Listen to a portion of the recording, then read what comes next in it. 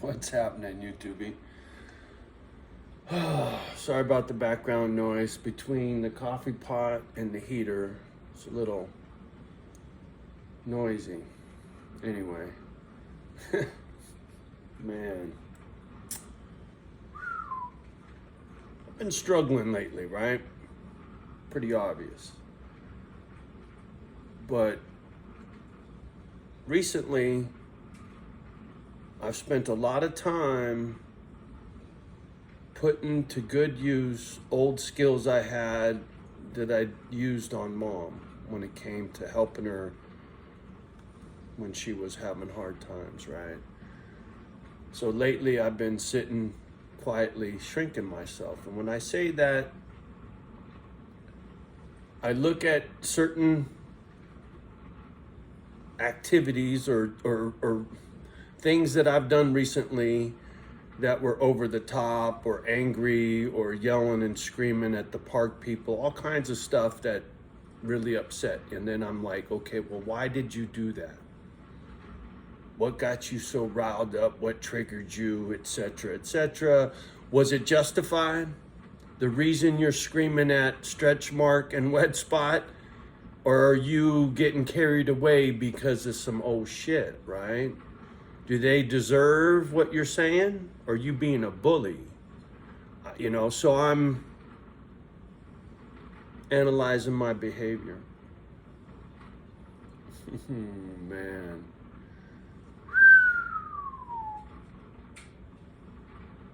I have a real problem with rich people. Well, I take that back. I got a real problem with money and the fucked up things people do for money. I got a story for you. I used to twist wrenches in this little bike shop in Mountain View, California. Bay Area Performance. It was owned by this dude, Fred. Little shop, just me and Fred. He was the owner, I was the wrench. This was when I was still green. I put together my first Harley. It was the first bike I ever built, etc., etc. So anyway, I'm twisting wrenches for this dude, Fred. And been there for a minute. I'm not going to get into a lot of particulars just because, but irregardless of whatever, I'm sorry, I'm being real fucking cryptic, I gotta be. Anyway, this one particular motherfucker, I'm working on this dude's bike, right?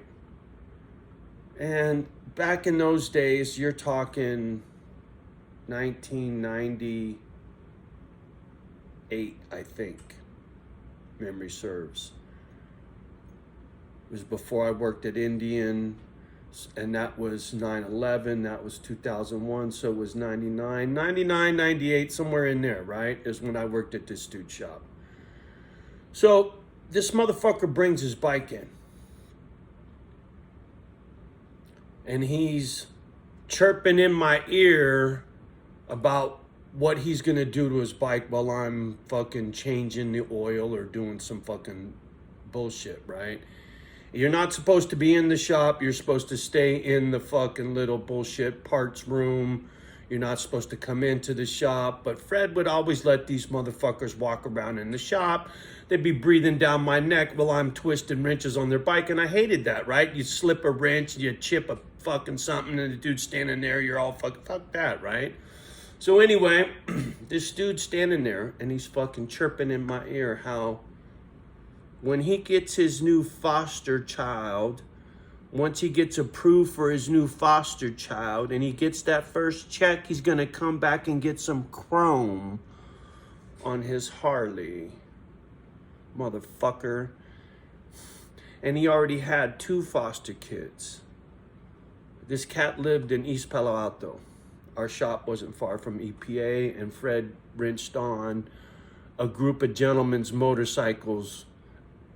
And this motherfucker, man, he's telling me this in my ear. I'm a foster kid, right? And I'm like, you motherfucker. I almost lost my shit. I got up and walked out of Fred's shop. Jumped on my FXR and fucking took off. Didn't say a word. Came back an hour and a half later. Fred was on my nuts. Where the fuck did you go? Fuck you, dude. You know what that motherfucker said to me?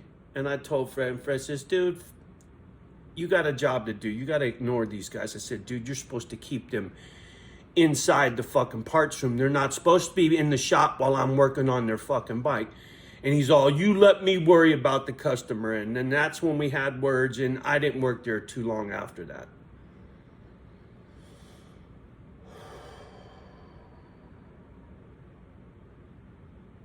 So when it comes to money and the way people behave because of money and what they do to other people because of money, and rich people are the worst, the fucking worst for it, man. They value the dollar over human life all the time.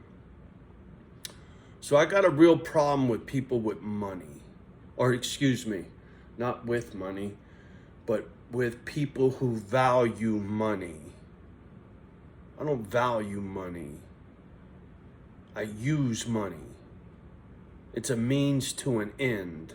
It has no value to me. My silver's got value. It's got rarity. It's got use.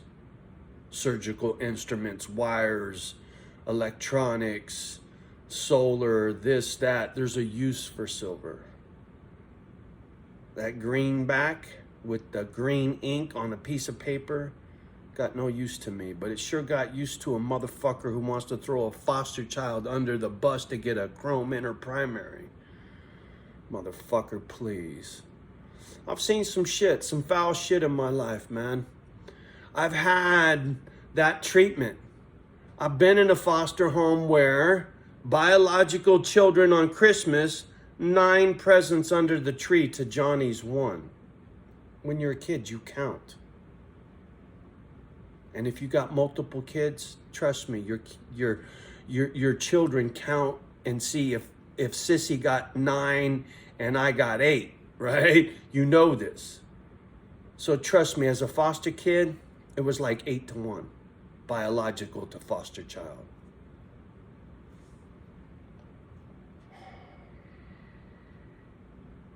So I got big beef when it comes to money.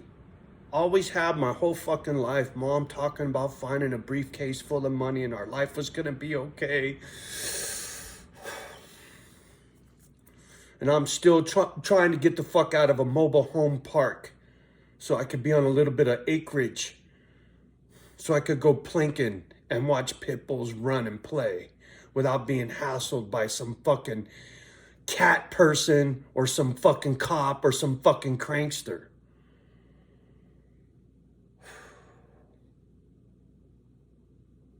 I just want to be left the fuck alone by all you bitches, because you motherfuckers don't know how to treat each other.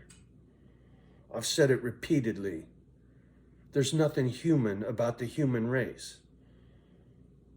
You motherfuckers lost your humanity a long time ago.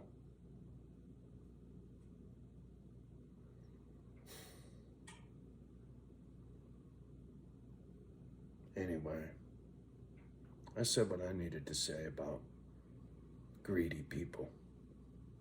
That's what I'll name this video. Greedy people. That's the point I'm trying to get across. It's not rich. There's some decent rich folk. Not many. A couple. Anyway. Y'all have a great day. Much love and respect as always. Do me a favor, like, subscribe, and share my nonsense at fucking... Uh-oh, my phone's... 3 o'clock in the fucking morning. Do me a favor. Love the ones that love you back. Do your best to love the rest. In the meantime, keep your chin up. Much love. Peace.